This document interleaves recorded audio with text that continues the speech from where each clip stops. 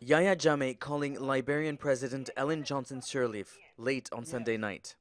He pleads for the Supreme Court judges he nominated to be allowed to travel to Gambia. The judges hired from Nigeria and Sierra Leone were supposed to hear his appeal against the election results, but were barred from traveling. The phone conversation was broadcasted on state television and distributed online without the Liberian president's knowledge. The only peaceful resolution of this impasse is through the courts.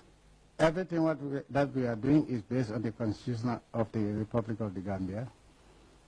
And an application has also been filed at the Supreme Court of the Gambia for an injunction to restrain Adama Barrow from being sworn in. Since then, Gambia's Chief of Justice decided he will not rule on an injunction seeking to stop the inauguration of President-elect Adama Barrow. This is another blow against Jammeh. He has reached out to South African President Jacob Zuma for help. But the West African heads of states, the African Union, and the United Nations are united. They will consider military action if he refuses to step down. Gambian security forces were deployed in the capital.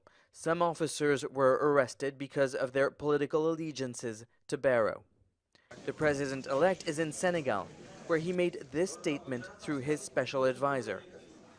Those engaged in violations of the fundamental human rights of Gambians are asked to stop immediately and to reverse their unlawful acts or face the full consequences of the law.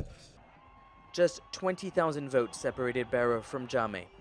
Gambia's Jola ethnic group mostly voted for Jammeh. The Mandinkas voted for Barrow. Jammeh during the campaign said never will a Mandinka rule Gambia. Barrow is Mandinka. Between the Jola and the Mandinka, we may have a big trouble because it's a historical issue here. You know, they have always been in a kind of, accommodation relationship between Jola and Mandinka. And this can explode one day. The Jola king is set to hold talks with Jammeh to de-escalate the situation and ensure Gambians stay united.